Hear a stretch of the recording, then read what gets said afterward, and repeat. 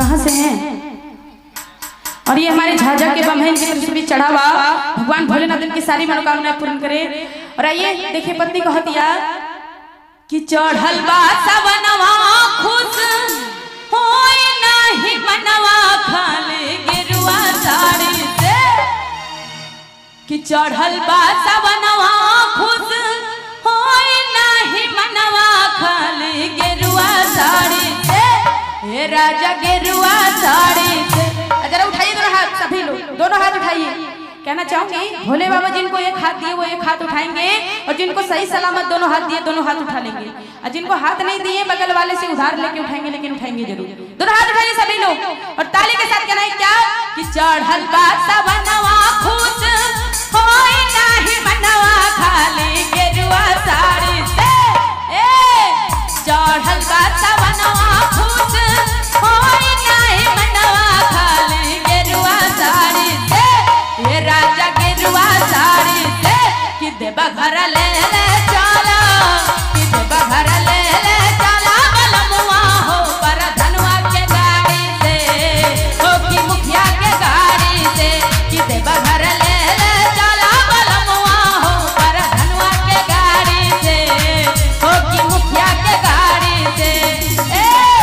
चढ़ल बा सवनवा खुश होई नाही मनवा खाली गेरुआ साड़ी से, हो चढ़ल बा सवनवा खुश होई नाही मनवा खाली गेरुआ साड़ी से, कि देबा घर ले ले चला, कि देबा घर ले ले चला बलमुआ हो पर धनवा के गाड़ी से, हो कि मुखिया के गाड़ी से, कि देबा घर ले ले चला बलमुआ हो पर धनवा के गाड़ी से, हो कि मुखिया के गाड़ी से।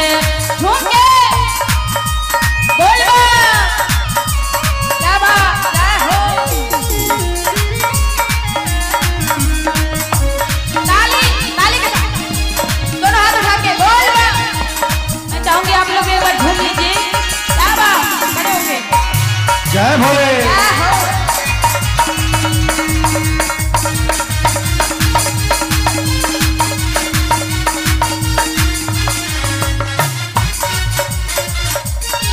और देखिए पत्नी को हतिया सब है अपना प्रियवा संगे बाबा धाम जाता हो, कैसे हम अकेले जाई मन छटपटाता।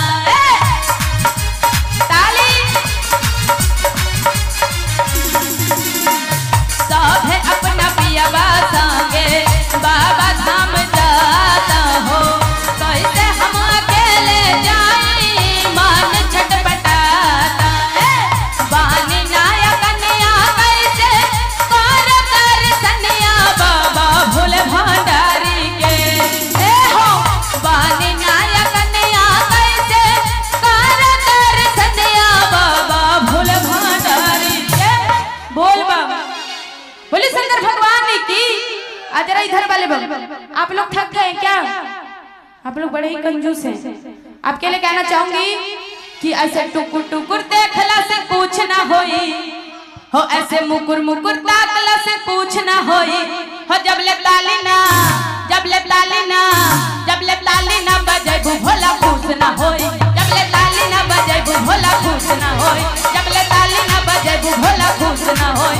ऐसे टुकुर टुकुर देखला से कुछ ना होई, ऐसे मुकुर मुकुर ताकला से कुछ ना होई, ऐसे टुकुर टुकुर देखला से कुछ ना होई, ऐसे मुकुर मुकुर ताकला से कुछ ना होई।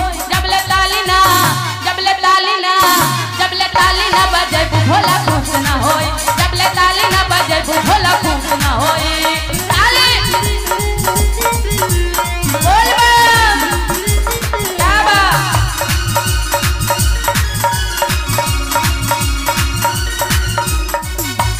जय हो। और ये हमारे बबलू सिंह पटना से हैं, इनकी तरफ से 101 रुपए का चढ़ावा। एक बार बबलू सिंह के लिए भी जोरदार ताली हो जाए। और देखिए पत्नी कहती है सुल्तानगंज से हम जालबा उठाई, बोला बामा बोलत बोलत देव घर चली जाई।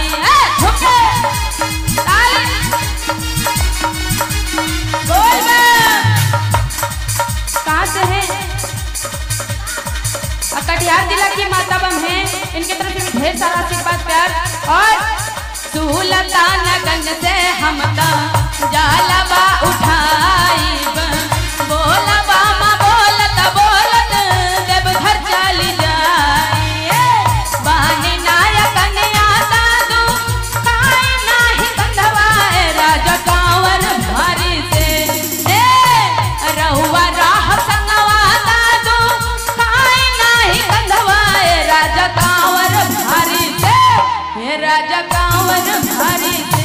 कहाँ से हैं? कहाँ से हैं?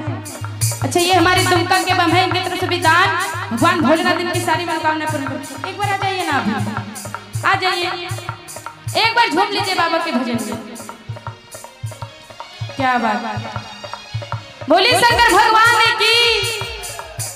आ जाइए आ जाइए, आप भी आ जाइए। और कहना है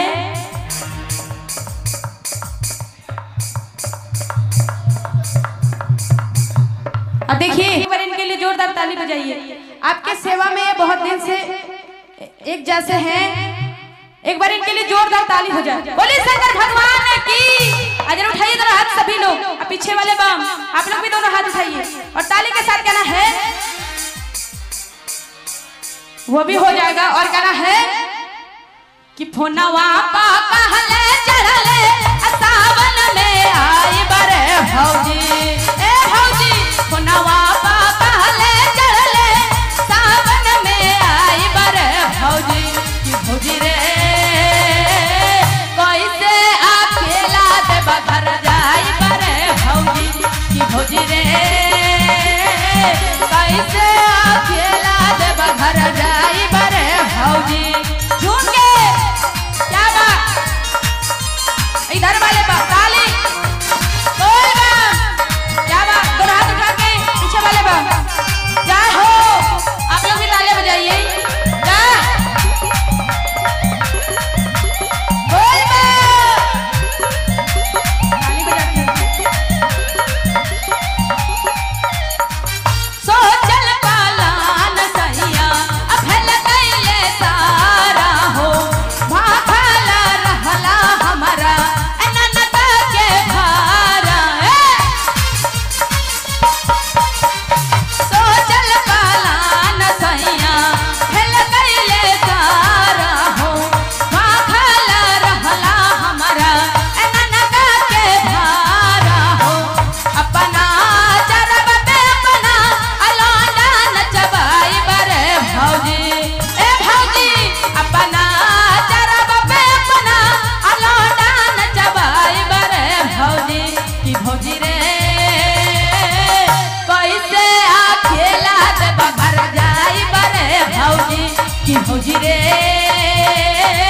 कैसे अकेला देवघर जाई बरे भौजी। ए पिया बाड़े सऊदी कैसे कांवर उठाई बरे भौजी ए पिया बाड़े सऊदी कैसे कांवर उठाई बरे भौजी कि भौजी रे। कहाँ से हैं? धन्यवाद। और ये हमारे धन्यवाद के बम है, इनकी तरफ से भी दान। अच्छा देवघर बाबा नगरी, क्या बात, जरा दोनों हाथ उठाइए सभी लोग, दोनों हाथ और ताली के साथ आइए। एक और फरमाइश आया है बड़ा ही प्यारा बम।